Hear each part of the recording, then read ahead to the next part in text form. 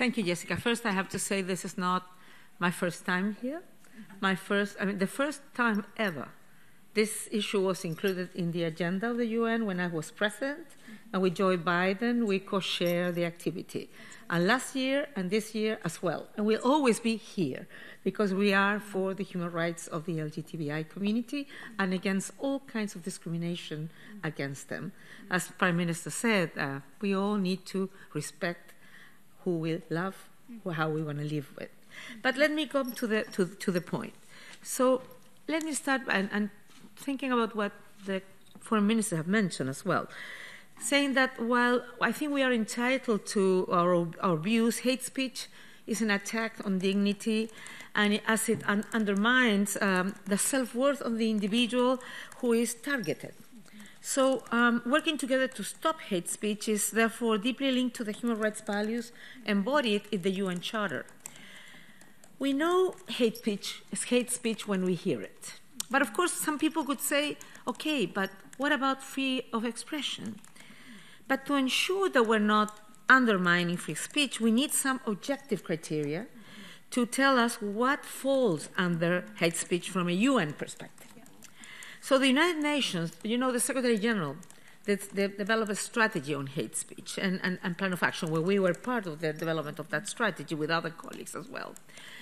And it has interpreted what is hate speech. It's any kind of communication in speech, writing, or behavior that attacks or uses pejorative or discriminatory language with reference to a person or a group on the basis of who they are. In other words, based on their religion, their ethnicity, their nationality, their race, their color, their descent, their gender, or other identity factor. So homophobic, biphobic, or transphobic speech around the world has been used by public officials, religious leaders, social movements in mainstream media and in social media. Hateful discourse against LGBTI persons frequently depicts them as sick, prone to crime, immoral, socially unstable, and a threat to children and traditional societal values. So the diversity of individuals within our society needs to be celebrated rather than repressed. And I worry when I hear political leaders signaling out individuals and groups for messages of hate.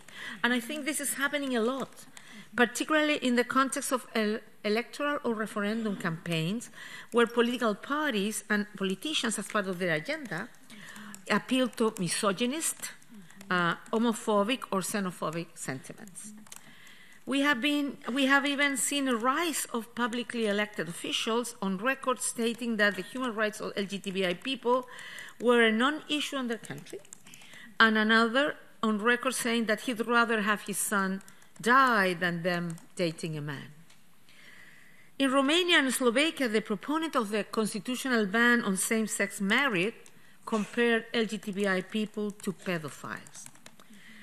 A direct consequence of hate speech on the grounds of sexual orientation and gender identity is that LGBTI people has faced increased risk of prejudice, stigma, discrimination, and in some occasions, unfortunately, also violence, and some other have been killed. So research sees that in some countries there have been a 30% of increase on homophobic-related death between 2016 and 2017, owing to the prominence of ultra-conservative politicians linked to evangelical Caucasus, which equated LGBTI people to animals.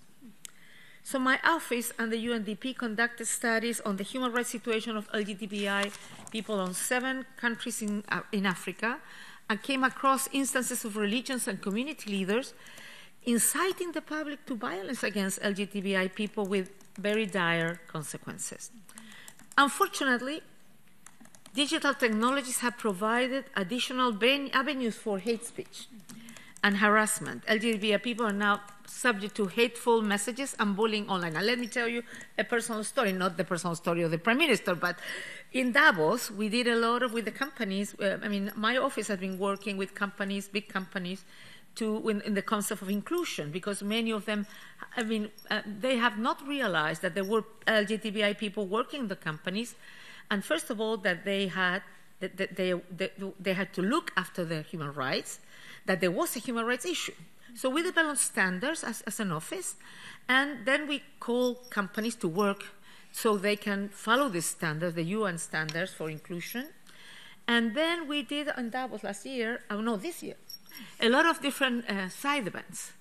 And then you could see on their cell phones, all kinds of comments, perverts. How are you doing this kind of stuff?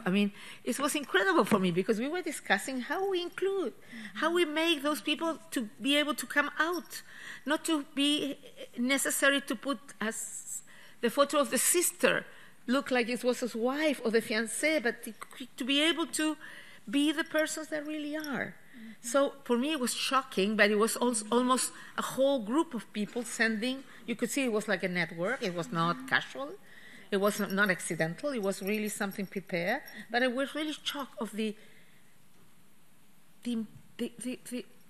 kind of influence they can have.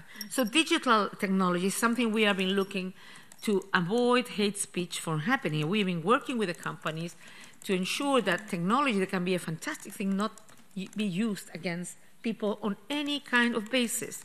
So studies are telling us on the devastating effects on such online hate on people such as isolation, depression, and suicidal thoughts, particularly among youth, in the US alone.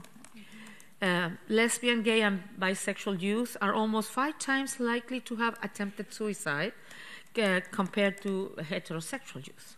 So hate speech can represent a critical obstacle for LGBTI people to participate in digital platforms, which have nowadays become a critical dimension of the public space.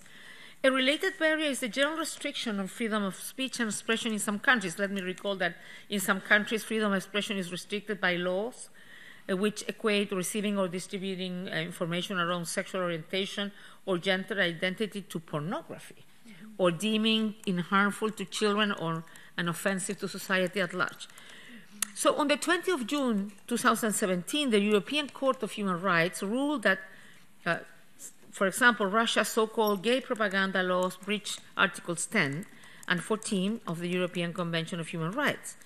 So the challenge was brought by 3 nationals who are gay rights activists and were fined for allegedly promoting homosexuality while demonstrating in public spaces. So we have a lot of evidence that hate speech can exist, that is different from freedom of expression, that the clear definition of what is what, and we need to consider that this is unacceptable, and we need to fight strongly for it, against it, because really it's undermining people's dignity, people's possibility, and even people's lives.